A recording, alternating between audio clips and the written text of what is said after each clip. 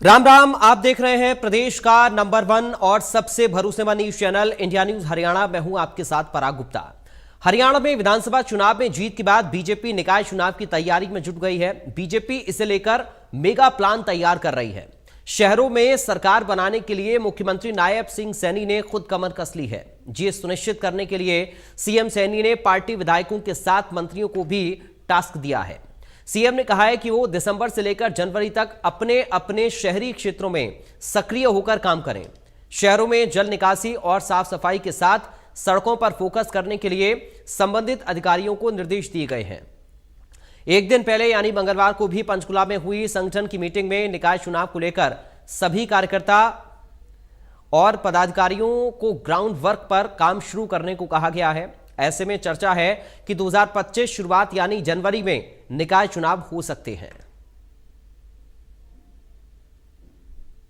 हमारी लगभग तैयारी है और क्योंकि मेंबरशिप चल रही है, ये सदस्यता अभियान जो ही अपना समापन होता है और इस बीच में देख करके, क्योंकि हमने टारगेट रखा है प्रत्येक विधानसभा में, प्रत्येक जिले में, प्रत्येक बूथ की मॉनिटरिंग के लिए अलग अलग से कमेटियों का हम गठन करेंगे और आने वाले समय में जो 50 लाख सदस्यता करने का जो लक्ष्य है उसको बहुत जल्दी पूरा करें। संगठन को धरातल पर और ज्यादा मजबूत कैसे करें उस पर चर्चा हुई।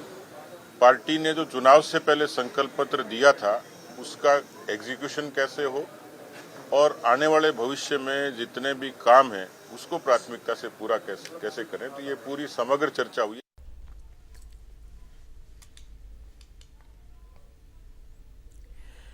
एक तरफ बीजेपी विधानसभा चुनाव के बाद पूरे जोश में दिख रही है, संगठन को और मजबूत करने की कोशिश की जा रही है, तो दूसरी ओर कांग्रेस में आपस में ही आरोप प्रत्यारोप का दौर जारी है। कांग्रेस के वरिष्ठ नेता कैप्टन अजय यादव ने एक बार फिर अपनी ही पार्टी के चुनाव अभियान पर सवाल खड़ा किया है। सब देखो, मैं ये नहीं कहता कि सबने नहीं दिया, उसका रीजन कई रीजन है। उसका रीजन है डिस्ट्रीब्यूशन ऑफ टिकट्स है, उसके बारे में है। उसका मुद्दा है जो हमारे इलाके में जिस तरीके से एक मामन खान जी ने बयान दे दिया कि मेवात में अगर कोई व्यक्ति अगर यहाँ पर जिन्होंने मेरा विरोध किया था उनको चुन चुन के मैं बाहर निकालूंगा, उसका मुद्दा हमारे यहाँ हो गया। एक इन्होंने जाट नॉन जाट का जो नैरेटिव किया वो चल गया इनका। देखो, मुद्दे कई हो सकते हैं, मुद्दा एक ये नहीं हो सकता है, और भी कई मुद्दे हैं, उनको सब मिला के इलेक्शन केवल एक मुद्दे पे चल के आप जीत नहीं सकते हैं। और मैं आप ये नहीं कह सकते ओबीसी की वोट हमें नहीं मिली, ओबीसी की वोट हमें मिली है। 1% का फर्क तो है, 1% का फर्क तो है भाई, कुछ ज़्यादा फर्क थोड़ी ना है। अगर ये टिकट वितरण ठीक हो जाता, मैं आपको एग्जाम्पल दे देता हूँ जहाँ पर गलत टिकट नहीं है। बल्लभगढ़ में टिकट गलत दी है, हाँ, शाहजहां राठौर को मिलनी चाहिए थी। यहाँ पर जो है निर्मल सिंह की जो बेटी है चित्रा चरवारा, उसको मिलनी चाहिए। तो भैया देखो, ऐसा है कि ये कहना है कि भी बीजेपी जीत रही है तो कास्ट सेंसस नहीं होना चाहिए, ये कोई बात नहीं है। आपको बताते हैं कि हरियाणा के किन 10 नगर निगमों में 2025 के शुरुआत में चुनाव हो सकते हैं। तो गुरुग्राम के मेयर का कार्यकाल पूरा हो चुका है। 10 नगर निगमों के लिए चुनाव होंगे। ऐसे में गुरुग्राम के मेयर का कार्यकाल पूरा हो चुका है, तो यहां चुनाव, और फरीदाबाद मेयर का कार्यकाल भी पूरा हो चुका है। गुरुग्राम और फरीदाबाद में मेयर का कार्यकाल पूरा हो चुका है। कौन कौन से वो 10 नगर निगम जहां पर चुनाव होंगे, ये आपको ग्राफिक्स के जरिए हम बता रहे हैं। इसके साथ ही यमुनानगर में भी चुनाव होंगे, यहां पर भी मेयर का कार्यकाल पूरा हो चुका है। साथ ही करनाल के मेयर का कार्यकाल पूरा हो चुका है। गुरुग्राम, फरीदाबाद, यमुनानगर, करनाल के मेयर का कार्यकाल पूरा हो चुका है। पानीपत के मेयर का कार्यकाल भी पूरा हो चुका है। तो 10 नगर निगम जहां पर चुनाव होने हैं, यहां रोहतक भी इसमें शामिल है। रोहतक के मेयर का कार्यकाल भी पूरा हो चुका है। इसके साथ ही हिसार के मेयर का कार्यकाल भी पूरा हो चुका है। तो ये वो नगर निगम है जहां पर मेयर का कार्यकाल पूरा हो चुका है। अंबाला की मेयर शक्ति रानी शर्मा विधायक बन गई हैं कालका से अब, तो यहां पर भी चुनाव होगा। सोनीपत के मेयर निखिल मदान भी विधायक बन गए हैं, तो यहां भी चुनाव होने हैं। 10 ऐसे नगर निगम हैं जहां पर चुनाव होने हैं। मानेसर नगर निगम बनने के बाद चुनाव नहीं हुआ है, तो अब मानेसर में भी चुनाव होगा।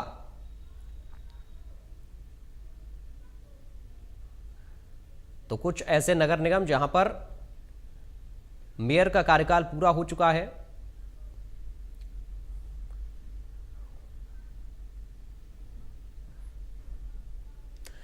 बड़ी बहस के बड़े सवाल हैं, चर्चा की शुरुआत करें उससे पहले एक नजर इन सवालों पर डालते हैं।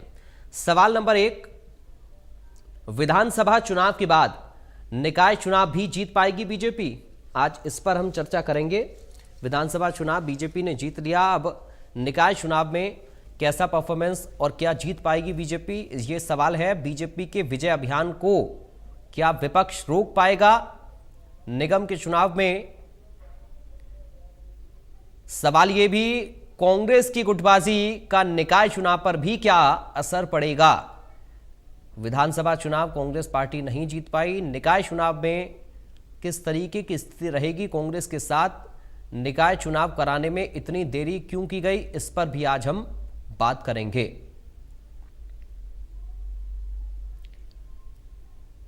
किन मुद्दों पर पार्टियां चुनाव मैदान में उतरेंगी, ये भी चर्चा का विषय आज होगा।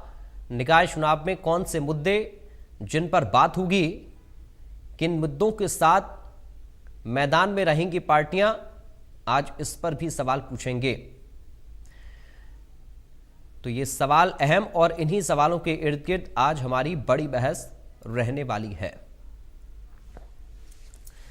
चलिए, कुछ खास मेहमान इस वक्त हमारे साथ जुड़ गए हैं, सीधा आपका परिचय करा दें। बीजेपी से प्रवक्ता प्रोफेसर विधु रावल हमारे साथ हैं। विधु रावल जी, आपका स्वागत है। कांग्रेस से प्रवक्ता योगेश सिहाग हमारे साथ हैं। योगेश जी, आपका स्वागत है। वरिष्ठ पत्रकार केसी मलकानिया हमारे साथ हैं। केसी मलकानिया जी, आपका स्वागत है। सबसे पहले विधु रावल जी, शुरुआत आपके साथ कर रहा हूं।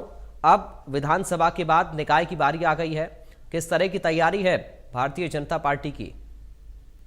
पराग जी, आपको नमस्कार और आपके माध्यम से इंडिया न्यूज हरियाणा देख रहे सभी दर्शकों को और जो हमारे साथी पैनलिस्ट हैं उनको भी नमस्ते।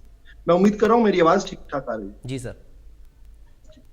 देखिए, भारतीय जनता पार्टी विश्व का सबसे बड़ा संगठन है। हमारी मेंबरशिप कैंपेन अभी चल रही है।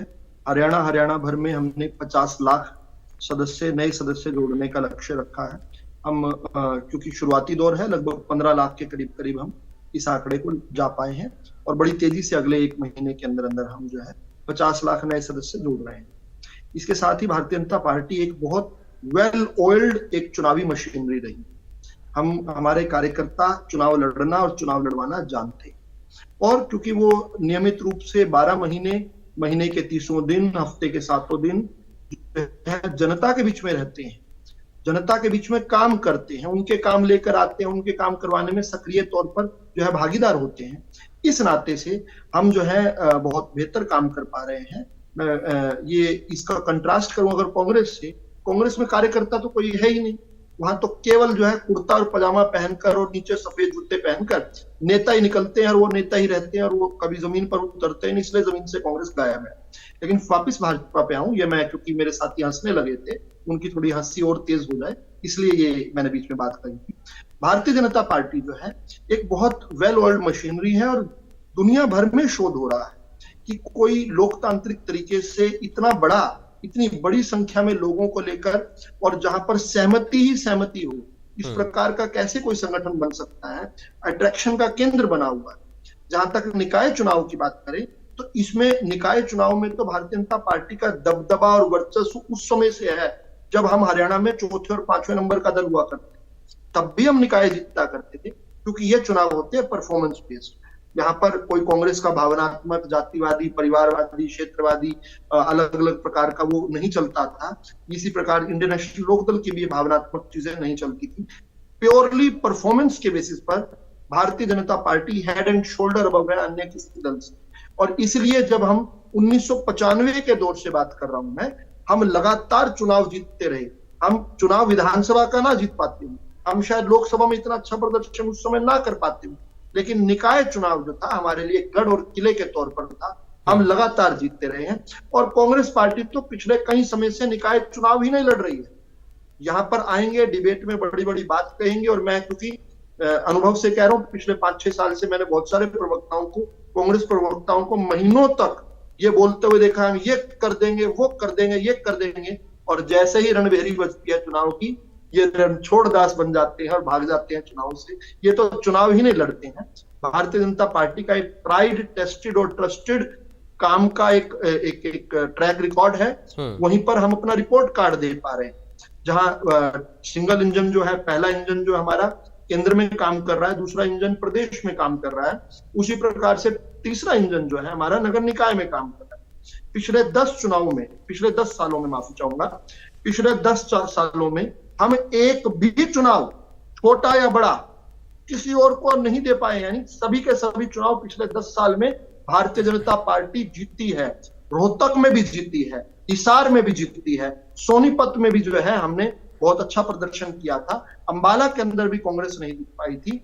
और जो 5 निगम के चुनाव हम याद करेंगे, जिसमें पंचकुला का चुनाव, माफी चाहूंगा, यमुनानगर का चुनाव था, करनाल का चुनाव था, पानीपत का था, हिसार रोहतक का चुनाव था, वो हम जीते थे। गुरुग्राम और फरीदाबाद के अंदर हमने एक तरफा जीत दर्ज की थी।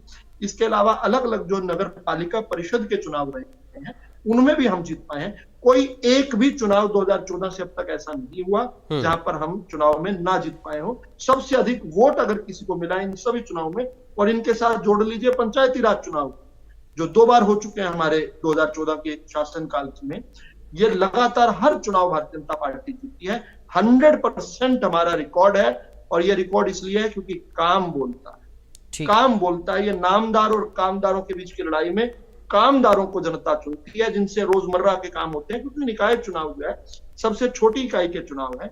यहाँ रोजमर्रा के कामों के लिए जो है जनता को, अपने नेता को, अपने पार्षद को, अपने प्रतिनिधि को रोज लेकर जाना पड़ता है। वो कांग्रेसियों को ढूंढ नहीं पाते हैं, क्योंकि कांग्रेस वाले तो नेताओं के इर्द गिर्द ही रहते हैं ना, केवल जनता में तो कहीं रहते नहीं। वहीं भाजपा के जो लोग हैं, जनता के बीच से निकले हुए, कोई बड़े बड़े खानदानों में, परिवार में चांदी का चम्मच लेकर पैदा हुए लोग नहीं होते हैं, वो आम समाज के लोग हैं।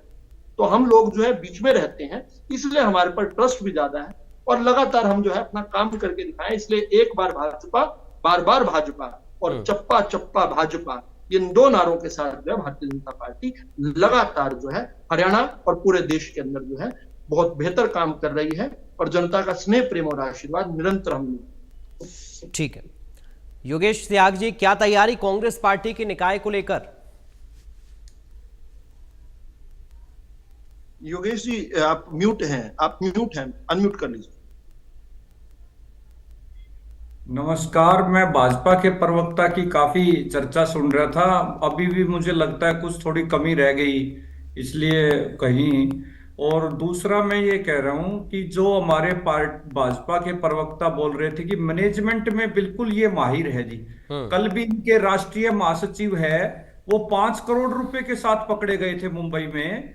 तो पुलिस ने, झूठ कह रहे हैं योगेश जी आप। बिल्कुल, मैं वही बात पे आ रहा हूं। मैं आपको बीच नहीं कह रहे, हमें 5 करोड़ आपसे मांग कर लेंगे हम। मैंने अगर 5 करोड़ ना हो तो मैंने आपकी किसी बात, चलिए मैं थोड़ा सा मैं रोक रहा हूं विदु रावल जी। ठीक है योगेश जी 1 मिनट सर, थोड़ा सा मैं चाहूंगा हरियाणा पर हम रहे, और 5 करोड़ विदु रावल जी जो इंटरप्ट कर रहे हैं मैं ही कर देता हूं ताकि चर्चा खराब ना हो। वो 5 करोड़ नहीं, 9.5 लाख के आसपास कुछ मिले थे, बाद में ये खबर आई 5 करोड़ की बात ही, इस तरह की चीजें चली। आइए कम से कम लाखों रुपए तो गड्डियां उड़ी है, जिससे पकड़े गए थे वो कमरे में। और वो ही प्रभारी जिस समय इनका नगर निगम का चुनाव था, वो हरियाणा के प्रभारी थे, विनोद तावड़े जी।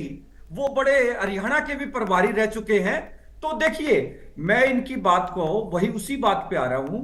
ये लोग जो है तंत्र में बहुत माहिर हैं। ये धन बल के माध्यम से खेल खेलते हैं। जनता के सरोकार से इन्हें कुछ नहीं लेना। इन्होंने अब भी हरियाणा में क्या किया था, 10-10 हजार रुपए हर बूथ पे दिए हैं। बोले हमें कार्यकर्ताओं के काम नहीं करने। ये बिल्कुल ठीक बात कह रहे थे।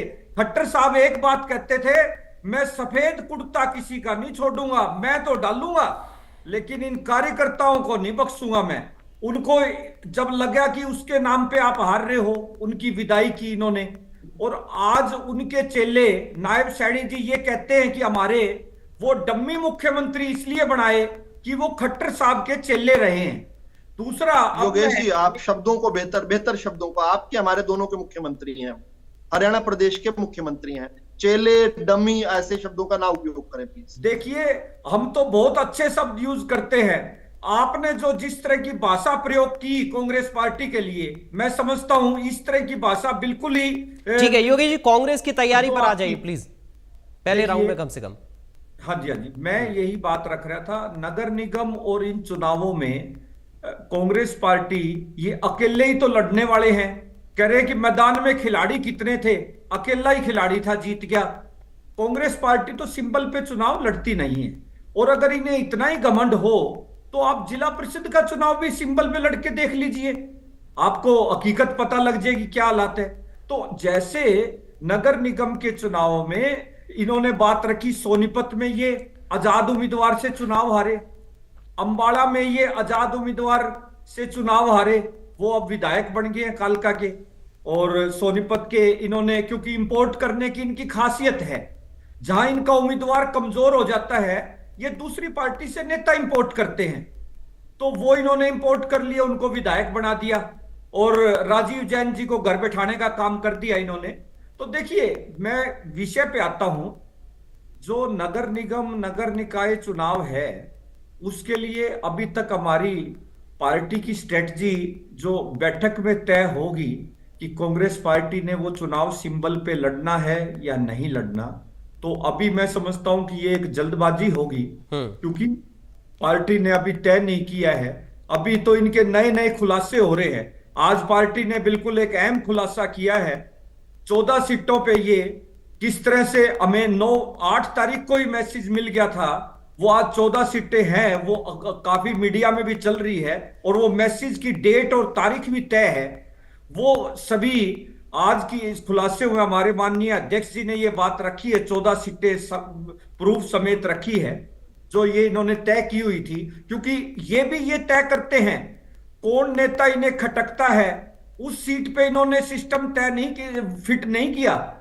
जिस नेता को इन्होंने अपनी पार्टी के नेता को हराना था वहां सिस्टम सेट नहीं करते ये। ठीक है। अब आप कहते हो कांग्रेस की गुटबाजी, मैं आ रहा हूं आपकी बात पे। आप यही बात मेरे से सवाल पूछोगे कि आपकी गुटबाजी, इनकी गुटबाजी देखिए, हमने, हमारे नेताओं ने विधानसभा में भी आवाज उठाई कि बहुत ही सम्मानित नेता है, बहुत पुराने नेता है माननीय अनिल विज जी, बहुत सीनियर है नायब सैनी जी से भी।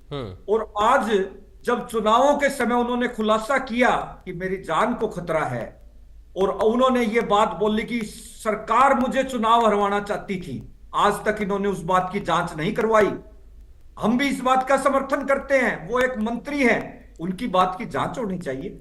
इसी तरह हमारे प्रदेश अध्यक्ष जी ने आज जो आरोप नहीं, जो सच्चाई रखी है उसकी जांच करवाए आप स्वतंत्र एजेंसी से, जुडिशियल इंक्वायरी करवाए। जो 14 सीटें हमने रखी है प्रूफ समेत 8 बजे की, दीपक बावरिया जी के फोन का मैसेज है, वो उन्हें किन्होंने मैसेज दिया, सारी जो बात जो इनकी तय हुई ये सभी लीक होगी। कल जैसे पैसे पकड़े गए, मैं ये बात दावे से कहता हूं, ठीक है, इनकी ये जो सारी जो तंत्र की जीत है, ये सारी जीत का खुलासा होगा। मैं बड़े दावे के साथ ये बात रख रहा हूं। और मैं इनके निगम चुनाव की हकीकत बताता हूं कि सामने भी आ जाएगी। मेरे भी दोस्त मित्र बने हुए हैं, एक मेरा दोस्त इनकी पार्टी से है, पार्षद बना हुआ है। उस पार्षद साथी ने बताया कि मुझे तो चुनाव में बिल्कुल ही जोर ही नहीं आया। तो हमने पूछा भाई क्यों नहीं आया जोर? बोला जी 500 रुपए तो हमारे लिए आए हुए थे वोट खरीदने के, 1000 रुपए मेयर के लिए आए हुए थे। तो ये इनका जो पैटर्न है, सिस्टम है, मैं कहता हूं इसकी उच्चस्तरीय जांच होनी चाहिए। उससे इनका जो पैसे का जो कल पकड़ा गया, इससे पीछे की भी पूरी जांच होनी चाहिए कि इनका जो राष्ट्रीय महासचिव कितनी बड़ी जांच चल रही है, उसकी आगे देखना होगा। अभी तो कुछ कहा नहीं जा सकता है, लेकिन आरोप जरूर लग रहे हैं। हरियाणा से भी उसके तार जुड़े हुए हैं। ठीक है, चलिए मैं हरियाणा पर ही आ रहा हूं। हम कोशिश करेंगे कि आज चूंकि निकाय का मुद्दा है, लोकल बॉडी का मुद्दा है, स्थानीय समस्याएं रहती हैं, उन पर ही बात हो तो ज्यादा बेहतर होगा। अब मैं मलकानिया साहब के पास जा रहा हूं, चूंकि मलकानिया जी आपने दोनों को सुन लिया, आरोप प्रत्यारोप देखिए पहले राउंड से ही शुरू हो गए, लेकिन सवाल यह है एक तो देखिए खुद स्वीकार कर रहे हैं योगेश जी, गुटबाजी, संगठन, ये तमाम सारी चीजें कांग्रेस के साथ हैं। विधानसभा चुनाव में भी सफलता कांग्रेस को नहीं मिल पाई। अब योगेश ये भी कह रहे हैं कि आप लड़कर देखिए चुनाव, आपको पता लग जाएगा बीजेपी से, जबकि बीजेपी विधानसभा में सरकार बना चुकी है। किस तरीके से देख रहे हैं, आपका एनालिसिस क्या कुछ कह रहा है निकाय के चुनावों को लेकर, देरी को लेकर भी, और अभी जो 10 निगमों में चुनाव होने हैं उनको लेकर भी? मलकानिया जी देखो पराग जी, लोकसभा चुनाव और विधानसभा चुनाव और उसके बाद निकाय चुनाव, जो ये निकाय चुनाव उन चुनावों से बिल्कुल अलग है। लोकसभा चुनावों में कांग्रेस का कुछ मोमेंटम बना था और उन्होंने 9 पे चुनाव लड़ा था, 5 जीत ली थी, जबकि भाजपा ने 10 पे लड़ा, उनको 5 मिली। परंतु उन्होंने, भाजपा ने उससे सबक सीखा कि हम क्यों हारे, और जो सबक सीखा अभी भी वो उस पर मंथन कर रहे हैं। तो उन्होंने उसके बाद विधानसभा चुनावों में उस बात को देखा कि हमने ओवर कॉन्फिडेंस में रहे और हमने उस तरह प्रचार किया, हमने पहले सोच लिया था कि हमने जीतने हैं। परंतु जब विधानसभा चुनाव आए तो इन्होंने आरएसएस को नीचे केंद्र तक, बूथ लेवल तक गए और वहां तक इन्होंने मेहनत की और उसके कारण सफलता मिली और पूर्ण बहुमत के साथ सरकार आई। जब से इसके पहले जो थी वो जेजेपी के साथ सरकार बनानी पड़ी और इन्होंने पहली बार जो भाजपा ने सरकार बनाई थी उससे भी अधिक सीटें जीती। अब बात है कि हरियाणा में भाजपा की सरकार है, सरकार बनने के फायदे निकाय चुनावों में मिलेंगे। जैसे आप देखते हैं कि इन्होंने समाधान शिविर शुरू किए हैं। समाधान शिविरों में लोगों की शिकायतें आएंगी, आपके पास सरकार है, आपके पास मंत्री है, तो आप उसका समाधान भी करेंगे। अब जो विधानसभा में 100-100 गज के प्लाट देने की बात हुई है, दूसरी उनके साथ साथ सुविधाएं देने की बात हुई है, जो सांवला जमीन थी जो गांवों में देने की बात हुई है, मालिकाना हक देने की बात हुई, उससे भी लोगों को फायदा हुआ।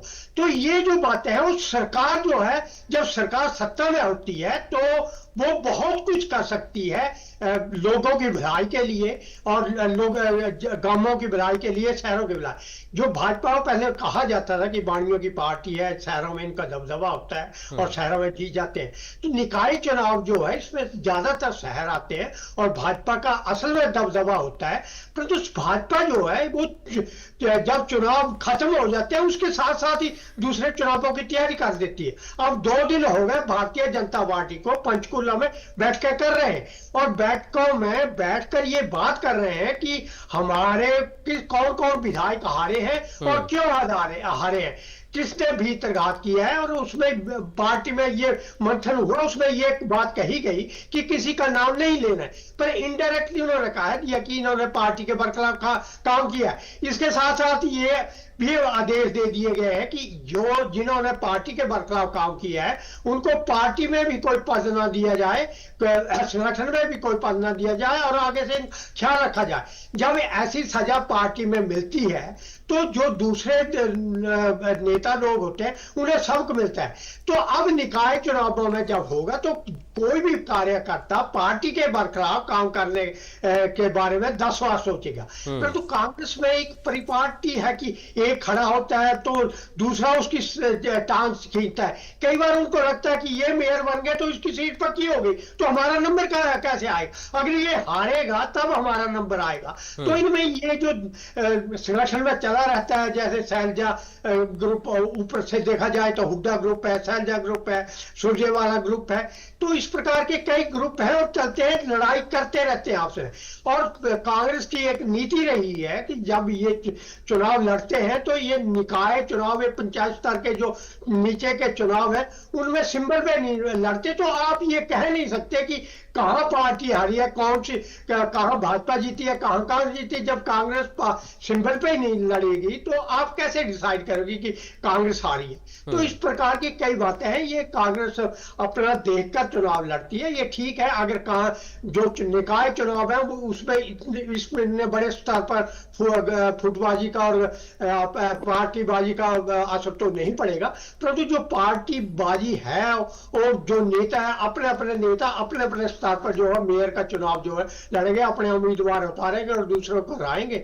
तो भारतीय जनता पार्टी इसमें मजबूत लगती है, सत्ता में है, समाधान सेवा कर रहे हैं, गांवों में प्लाट दे रहे हैं, सीवरेज की समस्या दूसरी। अब विधानसभा की कार्रवाई चली, बहुत बढ़िया चली, और 3 और एक्सटेंड एक दिन में करने पड़ी।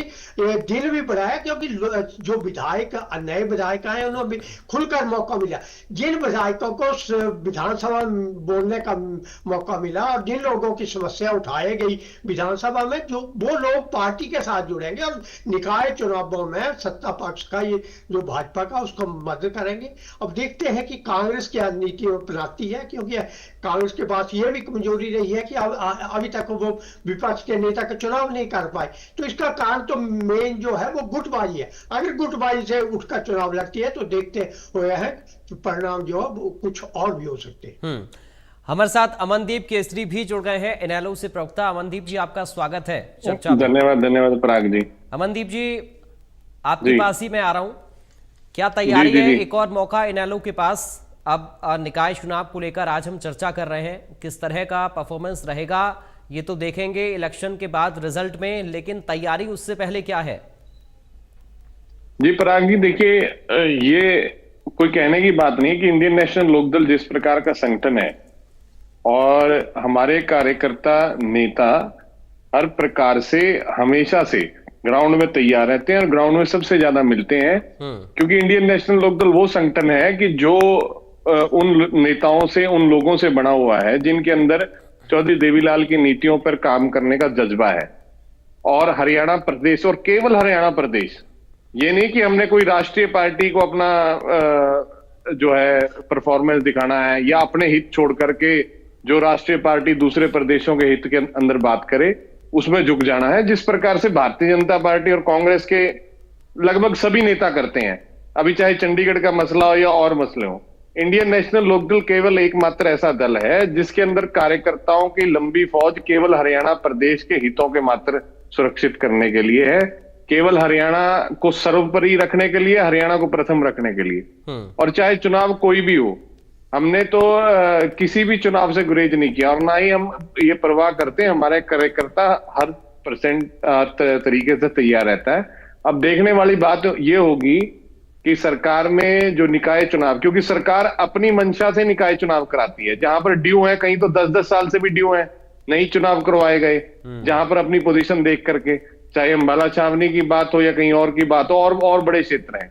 और जहां पर कहीं भ्रष्टाचार को और फैलाना था, जहां पर नगर परिषदें थी उनको नगर निगम बना दिया गया, हालांकि नगर निगम बनने लायक वो शहर नहीं थे, ना पर वहां पर तय मापदंड पे पॉपुलेशन थी, ना ही तय मापदंड पे वहां पर लोगों के पास कर्मचारी थे निकाय के पास। लेकिन कुछ नेताओं ने भ्रष्टाचार फैलाना था, क्योंकि नगर निगम के अंदर ग्रांट बढ़ जाती है तो गांवों को भी नगर निगम के अंदर मिला दिया गया। 20-20 किलोमीटर तक के गांव हैं। मैं आपको उदाहरण की तरह बता दूंगा, मेरे अगर साथी प्रवक्ता पूछेंगे और आप भी उसमें हामी भरेंगे, क्योंकि अभी एक मेयर इसी प्रकार के नगर निगम से, जहां भारतीय जनता पार्टी को के खिलाफ वोट मांग करके वो जीती थी बहुत भारी बहुमत से, तो अभी चुनाव में भारतीय जनता पार्टी के पाले में चली गई। और ऐसी ही मतलब जो चुनाव ड्यू है उसमें स्पष्ट तौर पर ये साफ संदेश है कि 2-3 शहरों के मेयर तो भारतीय जनता पार्टी को बुरी तरह से हरा करके, भारतीय जनता पार्टी की नीतियों के खिलाफ वोट मांग करके मेयर बने थे, और आज मौके पर वो भारतीय जनता पार्टी में जाकर शामिल हो गए। और जिस प्रकार से स्थानीय निकाय के अंदर चाहे एनडीसी का मामला हो, और अभी मलकानिया जी कह रहे थे कि जो सीवरेज का मामला, मनोहर लाल खट्टर जी की बड़ी एक इच्छा थी कि कोई काम मैं अपने नाम पर हरियाणा प्रदेश में कर दूं, तो कहने लगे कि मैं पूरे प्रदेश में सीवरेज बचाऊंगा। लेकिन आज हालात प्रदेश की ये है कि जो सबसे ज्यादा advance city, millennium city Gurgaon जिसको कहा जाता है, वहां पर अगर थोड़ी सी भी बारिश हो जाए ना 5 से 10 mm की, तो 3-3 दिन का जाम लग जाता है। तो ये इनकी विशेषताएं हैं जो खासकर इन्होंने शहरी क्षेत्रों के अंदर की है। और एक और मुद्दा हमारे विधायक दल के नेता ने उठाया, आदित्य देवीलाल ने, तो जो महात्मा गांधी बस्ती योजना 2008 की केंद्रीय सरकार की थी, उसके अंदर जो हालात प्रदेश की मौजूदा सरकार ने और कांग्रेस की सरकार ने, कि जो मूलभूत सुविधाएं लोगों को प्रदान करनी है, जो गरीब बस्ती का खास करके बसाई गई थी 100 गज के प्लाट दे करके, और उन लोगों को जो बिलो पॉवर्टी लाइन थे उनको मूलभूत सुविधाओं देने के नाम पर 7 लाख रुपए प्रति बस्ती जो है बजट पास किया गया। आज की महंगाई को देख करके 7 लाख में मेरे ख्याल से 50 मीटर की भी एक सड़क नहीं बन सकती। ठीक है। और चाहे टाइलों की सड़क भी बनानी हो इन्होंने, जो इनका बड़ा जो है ना प्रस्तावित वो रहा है टाइलों की सड़क, टाइलें बिछाने में भारतीय जनता पार्टी के विधायकों ने सभी ठेकेदारों को फेल कर दिया। सभी भारतीय जनता पार्टी के विधायकों और रिश्तेदारों ने टाइलें बनाने की फैक्ट्री शुरू कर दी।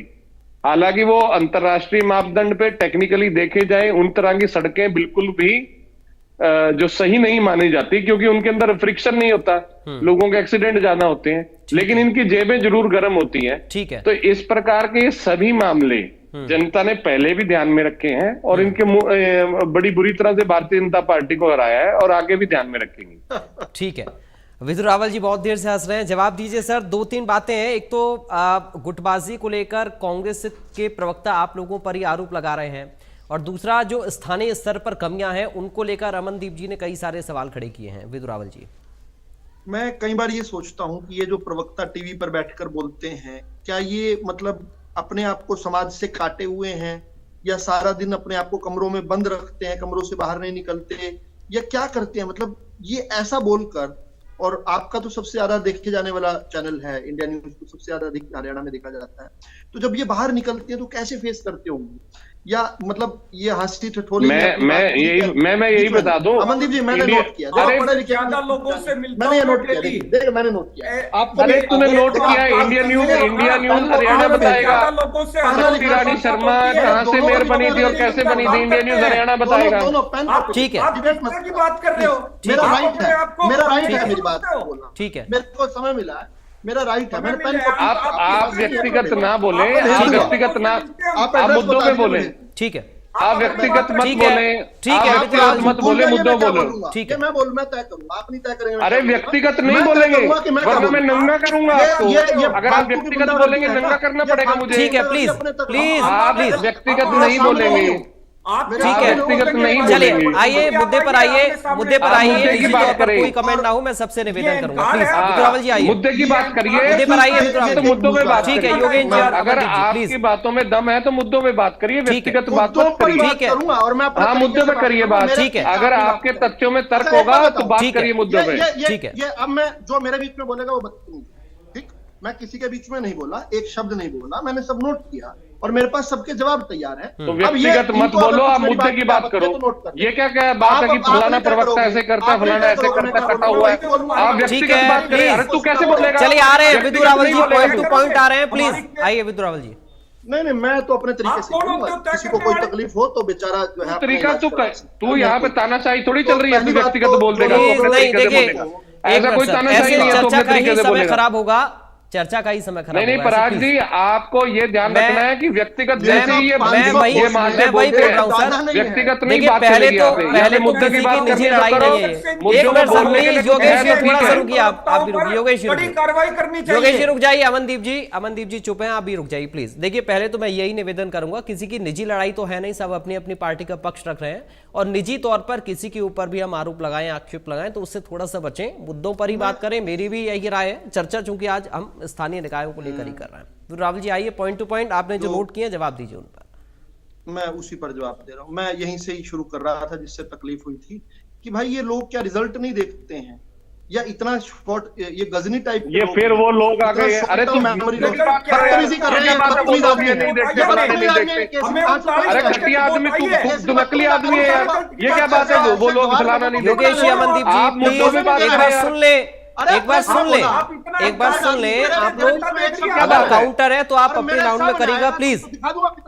ऐसे सिर्फ चर्चा का समय खराब होगा, ऐसे सिर्फ समय खराब होगा प्लीज। आइए विदुर रावल जी, आइए टॉपिक पर आइए प्लीज। विदुर रावल जी आइए। सर मैं टॉपिक पे लगातार बोल रहा हूँ। योगेश जी रुकिए सर, प्लीज रुकिए। जो इन्होंने बोला, योगेश जी रुक जाइए सर, देखिए ऐसे समय ही खराब हो रहा है ना प्लीज। आखिरी लाइन निकाल लीजिए इंडियन नेशनल लोकदल के प्रवक्ता की, जो बार बार उछल कूदक कर मेरे बीच में आ रहा है। आखिरी लाइन उनकी निकाल लीजिए। उन्होंने क्या कहा? उन्होंने ये कहा कि भाजपा लगातार हार रही है। अब मुझे नहीं पता कहाँ आ रही है, कौन से अरे प्रदेश अंबाला, चलेगा, कौन से सोनी- देश, कौन से ब्रह्मांड चलेगा, अंबाला, इतना नहीं बोलो। सोनीपत, डबवाड़ी अपने समय में बुरी क्या तरह आ बोलोगे? रही है, देखो, तो ये ना- पता नहीं है ये- क्या कहाँ आ ये- रही है। ये- कमाल है यार, चलो, डिबेट हार का नहीं है स्तर गिराने हैं। अंबाला में देखो, आप उससे पहले डिबेट किया, थे। केसरी के आने से पहले डिबेट मतलब ये कैसी बात कर रहे हैं, कहाँ आ रही है। योगेश सिहाग अंबाला में ज्यादा हो आप रहा है। जीते थे क्या चुनाव? योगेश जी, ज्यादा हो रहा है। योगेश जी और आप- अमनदीप आप- जी, आप- मैं आप- निवेदन आप- कर रहा हूं, मैं ज्यादा हो दरख्वास्त रहा कर रहा हूं, है। प्लीज बदतमीजी कर रहे देखिए हो। ज्यादा हो रहा है एक मिनट योगेश। योगेश जी प्लीज रुकिए, ऑडियो डाउन ये करिए ज्यादा हो ऐसे रहा है नहीं, योगेश। ऐसे आप चर्चा किस का तरह समय की खराब बातें होगा, ज्यादा हो रहा है योगेश। ऐसे चर्चा का समय खराब होगा, मुद्दों पर बात नहीं कर पाएंगे। प्लीज मेरा निवेदन है, अपनी बारी का इंतजार करें और अगर कोई पराग जी काउंटर से तो उस पर पूछिए, करें। स्थानीय निकाय अमनदीप चुनाव जी, है, उनको बोलने का क्या- मौका देंगे क्या तब वो पानी का बोलेंगे ना। प्रबंध, पानी प्लीज निकासी उनके पास। प्लीज अमनदीप जी, आप मेरे तो ऐसा पास- नहीं करते हैं, कम से कम मुझे आपसे तो नहीं उम्मीद करते नहीं है हैं, सर। मेरे आप से डरते हैं, आप मेरे से अक्सर बदतमीज झुकते आदमी मेरे है। साथ, लेकिन ऐसा आप मेरे नहीं से करते। डरते हैं। व्यक्तिगत टिप्पणी नहीं, करता है। please, अब इसकी भी मैं मैं पोल खोलूंगा, मैं उसके अभी लिए खोलूंगा सबसे मैं निवेदन पोल। कर रहा हूं कि कोई ऐसी टिप्पणी ना हो जिससे किसी को कोई आपत्ति हो, लेकिन प्लीज समय ना खराब करें। आपत्ति जिसको हो विदु रावल जी, वो नोट बोलिए। कर ले, अपने समय में आपत्ति दर्ज करवा ले, जैसे मैं करने वाला हूं। मेरे को आपत्ति थी, मैं इनकी तरह असिविलाइज नहीं हुआ, अपना लिखता रहा। अब अपने मैं समय आपत्ति दर्ज करवा रहा हूं तो बीच में बोल रहे हैं। चलिए मैं फिर से शुरू करता हूं। देखिए, अभी अभी जिस पार्टी के पूरे हरियाणा के अंदर इतने बड़े कैंपेन करके महज 4% वोट आए हों, इंडियन नेशनल लोकदल, वो हमें बता रहे हैं कि हम सारे चुनाव हारते हैं। दूसरा, ये लोग तो जब सत्ता में थे, 5 साल जो आखिरी इनको सत्ता मिली, उसके बाद जनता इनकी शक्ल नहीं देखना चाहती। नहीं तो 20-20 साल हो गए, वापस एक बार तो ले आती। विपक्ष से भी पीछे और पीछे बैक बेंचर भेज दिया इन लोगों को, लेकिन सत्ता का मौका नहीं दिया। इनके 5 साल में निकाय चुनाव हुए ही नहीं। ओम प्रकाश चौटाला जी की 5 साल में निकाय चुनाव ही नहीं करवाए इन्होंने, और ये कहते हैं कि अब मैं बोलूंगा कुछ। मतलब कितना हैरानी की बात है। वे फिर बदतमीजी कर रहा है कोई व्यक्ति, क्यों बोल रहा है मुझे नहीं समझ आ रहा। इतना जलील होने के बाद भी फिर इतना तथ्यहीन, इतना घटिया आदमी, ये तेरी अमनदीप माँ जी, की मौत देखिए है, ये जो बनी अब हुई तरीका है, ये गलत हो वो जाएगा क्या सर, लगती है आप तेरी? नोट करके रखिए, तरीका ही अपनी गलत बारी है, पर क्या आइएगा बात और है जवाब यार? दीजिएगा। ये अमनदीप जी डरते नहीं, हैं। मैं इसे बिल्कुल बर्दाश्त नहीं डरते करूंगा, मैं हैं ऑडियो हमसे। डाउन करवाऊंगा, फिर आप लोगों की आवाज ऑन एयर नहीं जाएगी, मुझे अच्छा नहीं लगेगा। प्लीज थोड़ा सा इंतजार कर लीजिए, ऐसे सिर्फ समय खराब कर रहे हैं, जवाब नहीं आएगा। जवाब नहीं आएगा ना, हमें जवाब चाहिए तो जवाब के लिए उनको बोलने देना पड़ेगा ना।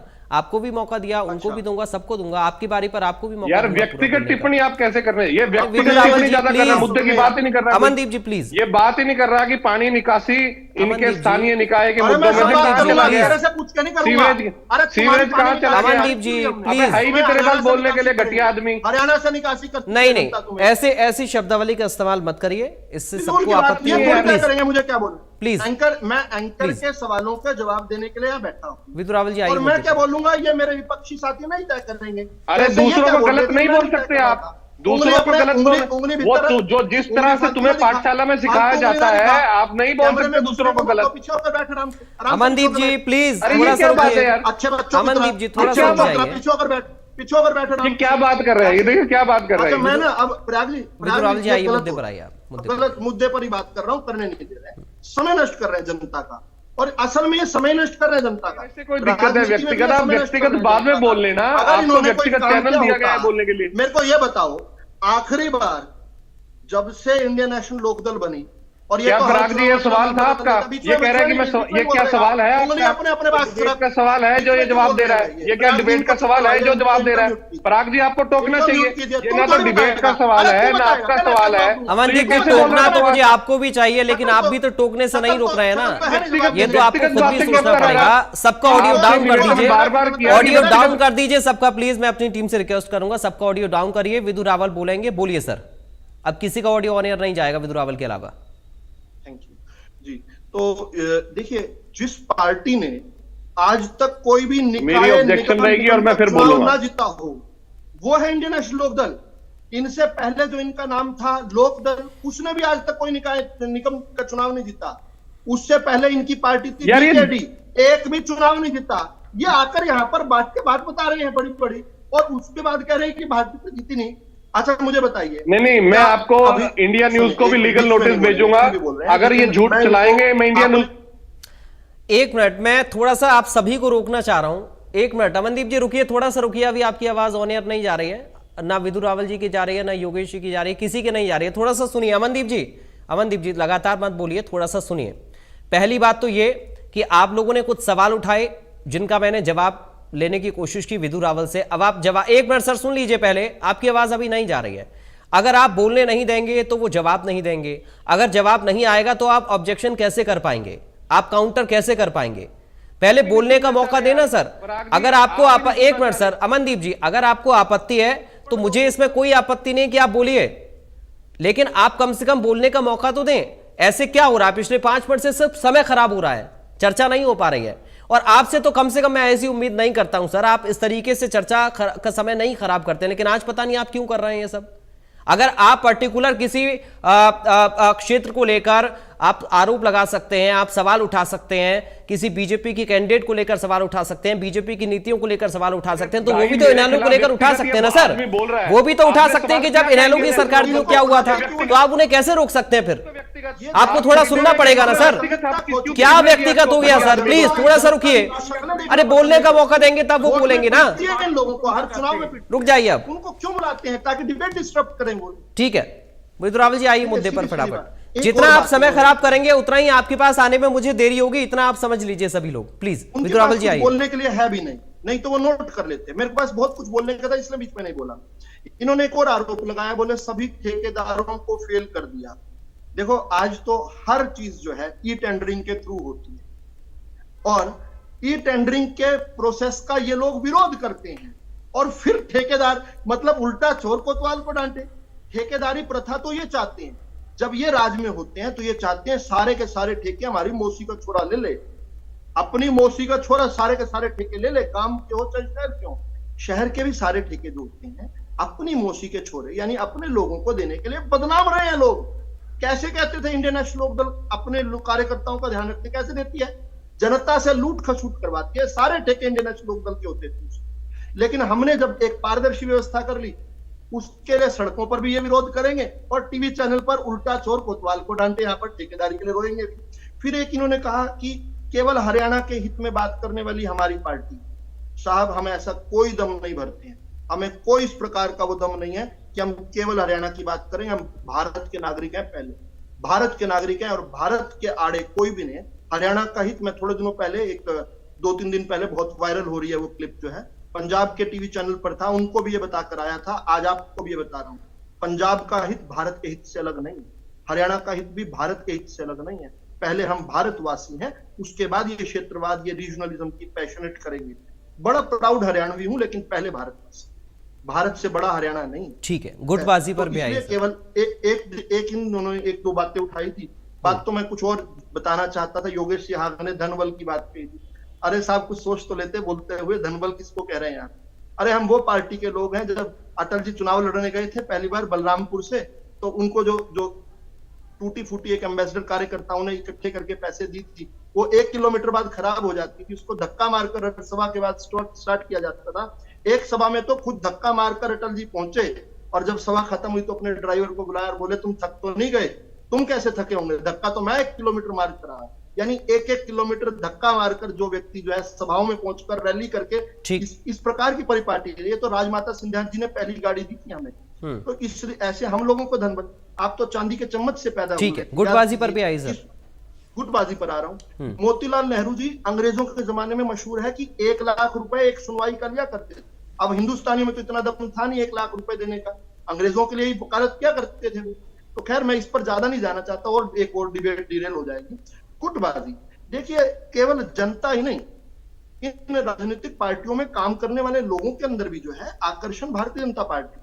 जब हम श्रेष्ठ विचार की बात करेंगे, जब हम भारत की बात करेंगे, जब हम भारतवासियों की बात करेंगे, हरियाणा की बात करेंगे, तो कुछ अच्छे लोग जो है उनका भी हृदय परिवर्तन होगा। योगेश जी का भी हृदय परिवर्तन हुआ था, कुछ दिन हमारी पार्टी में आकर गए थे, हमने अच्छे संस्कार इनको यहां से देकर फिर वापस गए कांग्रेस में। लेकिन सबसे बड़ा आकर्षण जो है आज भारतीय जनता पार्टी है, जनता का भी, और इस नाते से जनता का प्रतिनिधित्व करने वाले नेताओं का भी। जल्दी खत्म कर रहा हूं मैं अपनी बात का। जब ये लोग केवल एक प्राइवेट फैक्ट्री के तौर पर इस्तेमाल, प्राइवेट लिमिटेड कंपनियों के तौर पर, चाहे चौटाला और अपने लोगों को, वर्करों को नौकर समझकर सेवक समझकर काम लेंगे, चाहे कांग्रेस वाले जो है, गांधी खानदान जो है, इन लोगों को केवल प्रोपराइटर छोड़ देगा। अब मैं छोटी सी बात, क्योंकि मैं विषयांतर नहीं करना चाहता, लेकिन आज इन्होंने बात छेड़ी है। कांग्रेस पार्टी ने उत्तर प्रदेश देश के सबसे बड़े राज्य में इन 9 सीटों के उपचुनाव में एक जगह भी एक कार्यक्रम नहीं किया, छोटा बड़ा भी, कोई नेता नहीं किया। वैसे कहते हैं पूरे हिंदुस्तान में लाइन से सारा कुछ जो है इन्होंने प्रोप्राइटरी पर दे दिया, सारा कुछ आउटसोर्स कर दिया अखिलेश को। बिहार में बिहार में इन्होंने तेजस्वी को आउटसोर्स कर दिया, महाराष्ट्र में इन्होंने उद्धव ठाकरे को आउटसोर्स कर दिया, हरियाणा में इसी प्रकार से भूपेंद्र हुड्डा और उनके बेटे को आउटसोर्स कर दिया। तो बाकी जो कार्यकर्ता वाला भाव तो है ही कहीं नहीं। तो जब कोई स्वाभिमानी व्यक्ति जो है कभी ना कभी तो उसका स्वाभिमान जागेगा, और कोई सुबह का बुला शाम को अपने कोई हृदय परिवर्तन करके अच्छे दल में जा रहा है, तो ये तो स्वागत योग्य है। हम तो 2 दल, मैं खत्म कर रहा हूँ ये बात को, हम तो जब पहला चुनाव जनसंघ के रूप में लड़े थे तो मात्र 3.5% वोट लेकर आए थे। वहां से बढ़कर राष्ट्र में 28-29% वोट केवल भाजपा और एनडीए के तौर पर लगभग 40% वोट लेकर आ रहे हैं। तो लोग भी तो दूसरी पार्टियां छोड़कर हमें वोट देने लग गए हैं, लोगों के साथ ही नेता भी जुड़कर हमारे साथ जुड़ने लगे हैं। इसमें तो कोई संदर्भ की बात नहीं है। अरे हम दो सीटें आया करते तो 1984 में हमारे। ठीक है सर, चलिए विदुराव जी, थोड़ा सा समय कम है, अब मैं आगे बढ़ रहा हूँ। 303 सीटों का हमने सफर तय किया। ठीक है पराग जी, तो इसका मतलब जनता ने हमें ओवरवेलमिंगली वोट दिया। जनता के बहाव में बेहतरी नेता भी आ रहे हैं। तो क्या हम कहें कि नेता तो रह जाओ,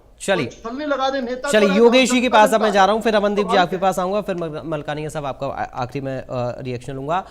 योगेश जी, गुटबाजी को लेकर जब नतीजे आए थे तो उसके बाद भी रिएक्शन आप ही की पार्टी से आए। कई बार बड़े नेताओं ने इस बात को स्वीकारा भी कि कुछ अलग अलग धड़े रहे, कुछ संगठन की कमी रही, और अब देखिए कैप्टन साहब ये कह रहे हैं कि टिकट वितरण के दौरान तमाम सारी चीजें ऐसी रहीं जो कि हमारे फेवर में नहीं आई। तो इन सब चीजों का स्थानीय स्तर पर निकाय चुनाव में असर नहीं पड़ेगा, ये कैसे मान लिया जाए? योगेश जी। ये पराग जी, मैं आपको स्पष्ट कर चुका हूं कि ये अकेली पार्टी जीतने वाली है, अकेली मैदान में होती है। हमारी पार्टी का अब तक ये तय रहा है, उसने नगर निकाय चुनाव सिंबल पे नहीं लड़ा है। ये ठीक है, हमारे 1-2 समर्थित हिम्मत ही नहीं कर पाते आप भाजपा के सामने। प्लीज सर, प्लीज प्लीज, उम्मीद करूंगा आपसे आप जवाब दें। योगेश जी आइए मुद्दे पर आइए, योगेश जी आइए मुद्दे पर आइए, मुद्दे पर नहीं, मैं पहले इनसे ये जवाब मांगूंगा। आइए मुद्दे पर आइए सर, प्लीज अब बहस को मत बढ़ाइए, प्लीज मुद्दे पर आइए, समय कम है, आगे नहीं जा पाऊंगा। प्लीज योगेश जी आइए मुद्दे पर। क्योंकि ये नकली प्रोफेसर हैं, मुझे बता दीजिए आप कौन से प्रोफेसर हैं। ठीक है सर, योगेश जी आइए। योगेश जी अब देखिए सवाल से मत भटकिए प्लीज, योगेश जी आइए। ये व्यक्तिगत नहीं है, ये व्यक्तिगत नहीं है, ये व्यक्तिगत नहीं है। विदुरावल जी प्लीज रुक जाइए सर, रुक जाइए, फिर देखिए डिबेट डिरेल होगी, फिर क्या फायदा, निजी चले जाएंगे एक दूसरे के ऊपर। इसको बोलते व्यक्तिगत, इसको बोलते व्यक्तिगत। ठीक है योगेश जी, बहुत जल्दी से आइए, सवाल पर आइए। ठीक है, ठीक है योगेश जी। आप मुझे पत्र लिखिए, मैं आपको जवाब दूंगा, अपनी डिग्रीज भेजूंगा। अच्छा गूगल कर लीजिए मेरा नाम, ठीक है, ठीक है, ठीक है योगेश जी आइए मुद्दे पर आइए, प्लीज प्लीज प्लीज। यूनिवर्सिटी में होता है। और एक और बता दूं आपको, और आपके समय में कांग्रेस के जो नेता हैं, चाहे प्रोफेसर संपन्न जितना वो पढ़े हुए हैं उनसे ज्यादा। चलिए अमनदीप जी के पास मैं जा रहा हूं, क्योंकि निजी चर्चा के लिए समय नहीं है मेरे पास, मैं जनता के मुद्दों पर ही बात करूंगा, उस पर आप लोग बात करने को तैयार नहीं। अमनदीप जी बहुत जल्दी से आपके पास आते हुए बहुत सारे ऑब्जेक्शन आपके रहे, लेकिन ठीक है सर। योगेश जी आप थोड़ा सा रुकिए, आप रुकिए सर, आप संगठन पर नहीं आए, आप गुटबाजी पर नहीं आए, आप कैप्टन साहब के सवाल पर नहीं आए, ये तो गलत है ना सर, प्लीज। ठीक है जांच कराए। चलिए आप रुक जाइए, आप रुक जाइए योगेश जी, आप रुक जाइए, अमनदीप जी के पास मैं जा रहा हूँ, रुक जाइए, डाउन करिए, ऑडियो डाउन करिए। अमनदीप जी रखिए अपनी बात, बहुत जल्दी से आपके पास। देखिए पराग जी, आपकी डिबेट में देखिए जितना झूठ परोसा गया, जितना झूठ बोला गया, हालांकि ऑब्जेक्शन एज अ मॉडरेटर आपने करना चाहिए था। सबसे पहले तो सवाल इनसे किया गया कि क्या नगर निकाय का चुनाव चल रहा है, क्या एक भी शहर में जो है बरसाती पानी की निकासी की समस्या का हल कर सके? मैंने उदाहरण दिया था मिलेनियम सिटी गुड़गांव का, उस पर नहीं बोलेंगे। अरे अब चुप हो जाए, ओए चुप हो जा, चुप प्लीज। नहीं नहीं नहीं नहीं नहीं नहीं नहीं, ये तरीका नहीं होना चाहिए, प्लीज। अमनदीप जी आप मुद्दे पर आइए, विदुरावल जी आप थोड़ा सा धैर्य रखिए। ये क्या बात है, ये क्या बात है? प्लीज प्लीज क्या दिक्कत है? प्लीज आप ही, इसका मतलब आप ही। ये क्या बात है? ये गुंडागर्दी की तो ये प्रोफेसर करता है, चर्चा का समय खराब हो रहा है, प्लीज। अरे भाई घटिया आदमी की वजह से, प्लीज घटिया आदमी की वजह से। ये आप लोगों की निजी लड़ाई नहीं है सर, अरे महोदय निजी लड़ाई नहीं है आप लोगों की, आप क्यों उलझ रहे हैं एक दूसरे के साथ में? मुद्दों पर बात कर लीजिए। देखिए मैं मुद्दे पे योगेश जी अब आपका टर्न चला गया, आप रुक जाइए। आप विदुरावल जी मैं उम्मीद करूंगा धैर्य से आप सुनेंगे जैसी बाकी लोगों ने आपको सुना, प्लीज। अमनदीप जी आइए मुद्दे पर। चौटाला साहब ने यार ये क्या बात है, अब हमें तो चुप करा रहे थे, अब इनको क्यों चुप करा रहे हैं? विदुरावल जी आपको देखिए बाद में मौका दिया, मनदीप जी नहीं बोले, नहीं। योगेश जी नहीं बोले, बोलिए पराग मनदीप जी, जी। आपको एक और चीज की हामी भरनी पड़ेगी। मैंने अपने वक्तव्य में केवल इतना कहा कि मैं मुद्दों की बात कर रहा, पानी निकाल, ये क्या बोल यार पराग जी, आप मेरे को लग रहा है कि Indian news, I am sorry, I am really sorry. ये तरीका देखिए, शुरुआत तो आप ही ने की थी ना मनदीप जी, शुरुआत तो आप ही ने की थी। जा रहा हूं, अरे शुरुआत तो आप ही ने की थी सर। हमने तो शुरुआत ही नहीं की, ये बार बार बीच में टोकते हैं। चलिए मलकानिया साहब, बहुत चलिए आप रुक जाइए, सभी को ऑडियो डाउन करिए। मलकानिया जी, एक फाइनल रिएक्शन, ये तरीका क्या सही है? हम चर्चा मुद्दों पर नहीं कर रहे हैं, जबकि आज हमने चर्चा इसीलिए रखी ताकि स्थानीय स्तर पर बात हो पाए, लेकिन हम शुरुआत एक ऐसी चर्चा की कर देते हैं जो अनहेल्दी हो जाती है फिर। मलकानिया जी, बहुत संक्षिप्त में चाहूंगा, मुद्दों पर बात कैसे होगी अब, क्योंकि निकाय का चुनाव है सर।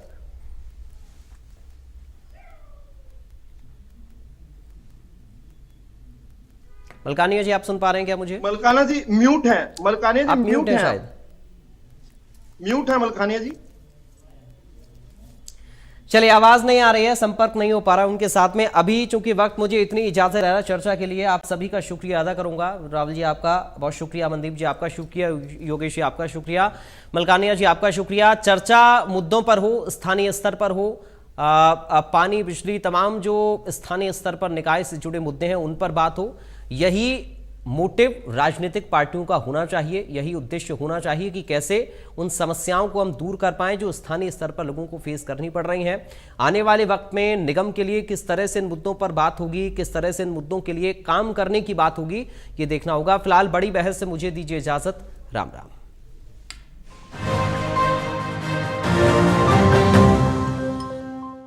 सर आप बहुत